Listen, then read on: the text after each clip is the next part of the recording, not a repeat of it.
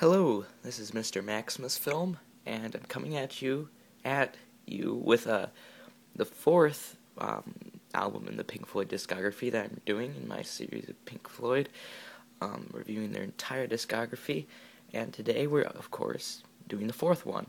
After more, we come to Ummagumma. Now, I know I said I was going to do Cream this week, but I have not finished the album. I'm sorry. I have not finished the studio disc. The live disc of Wheels of Fire.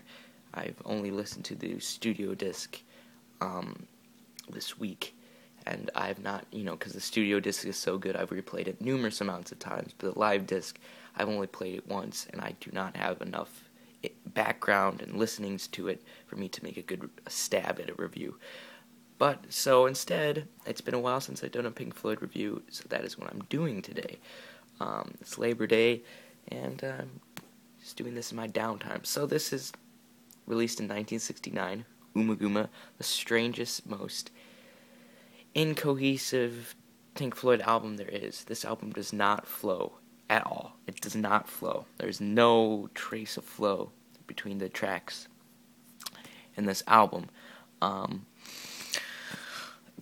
So essentially this was a really popular album, surprisingly enough, in 1969 and the early days of Pink Floyd in the late 60s, because you could get a studio album and a live album for the price of one.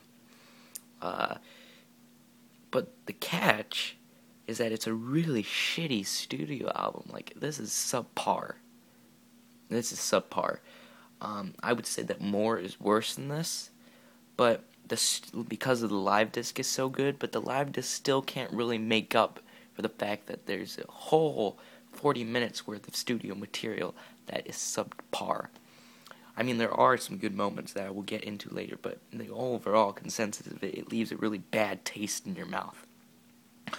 Going over the live album first for a bit.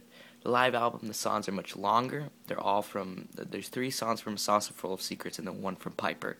And they're much longer. They're all about 10 minutes in length. And the guitar is much more driving and distorted, which gives it more, upbeat sort of thing. It's much more catchy to listen to, and so that's why it's really good. I'm not really going to go into that much because it's just a really good document of Pink Floyd's live stuff, because Pink Floyd was just a fantastic live band, and it really captures the early Pink Floyd live sound. It's the only official live disc from the early classic era Pink Floyd, so that's really cool. But then you get to the studio disc. The studio disc is what everybody talks about because it's so bombastic, it's so experimental. But while that may sound good, but experimental stuff goes wrong all the time, and this is a sort of a failed experiment.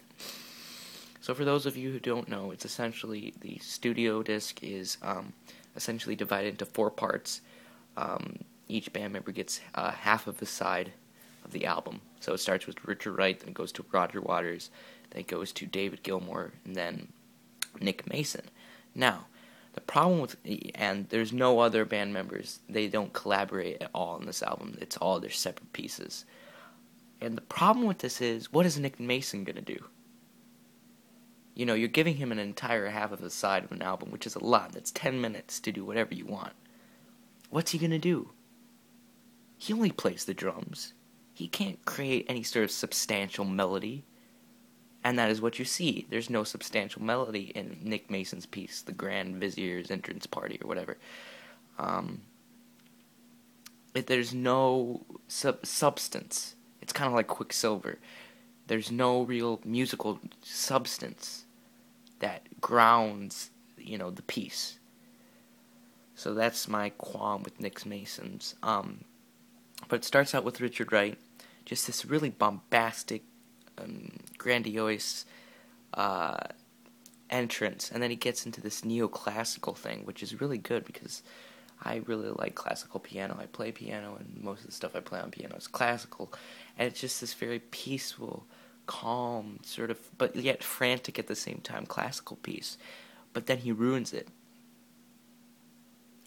Richard Wright ruins the beauty that he created by pounding on the keyboard and making all these weird sounds that have some sort of general consensus, but it's weird, and it's not music. It's just him banging on the piano, and that was not necessary. That destroyed the beauty that you created, Richard Wright. It wasn't. You shouldn't have done that. And then basically it's ambient noises after that bombastic banging on the piano part. And then it reprises the opening theme, which is, the big gons and everything, and then it gets into Roger Waters' side.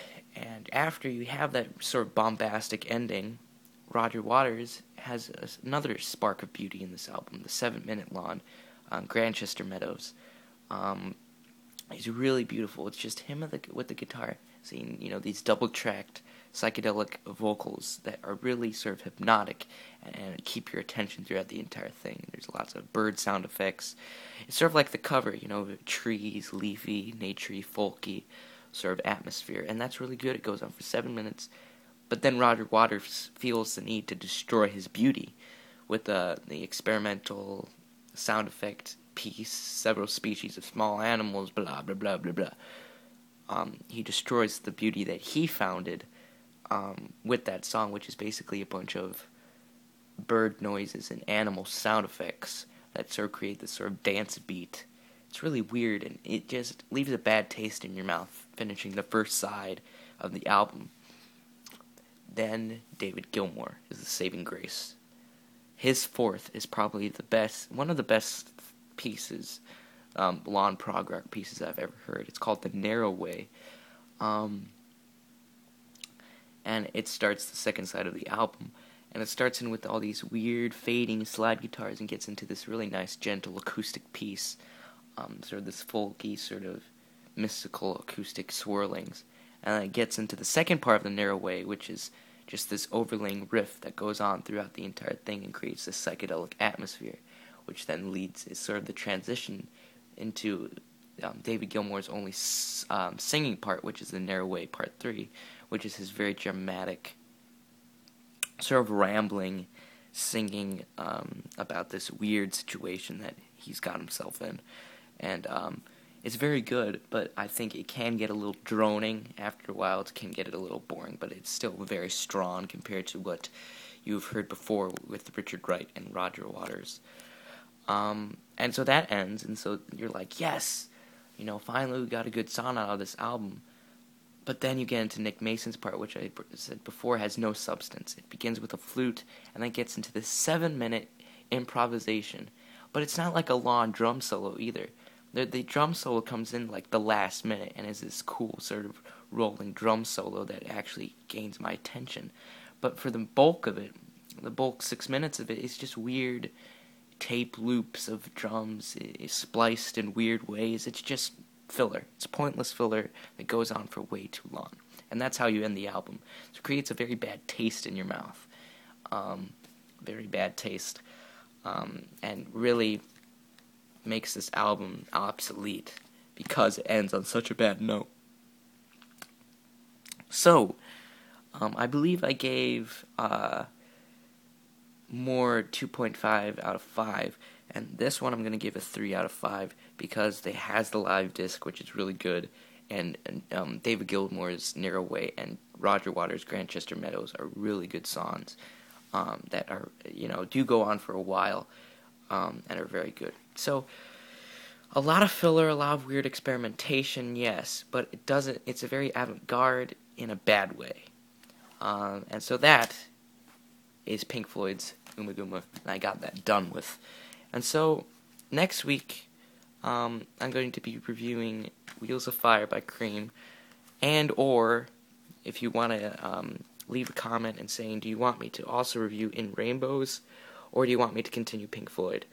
And I could I have the Jeff Buckley that I could review as well. So just leave a comment saying what you want me to review, but I'm leaning towards reviewing In Rainbows, considering I also just got this, and it's pretty good, actually. I took a couple listens to get used to In Rainbows. Anyway, this is Mr. Maximus Film. This, unfortunately, is Pink Floyd's Ummagumma.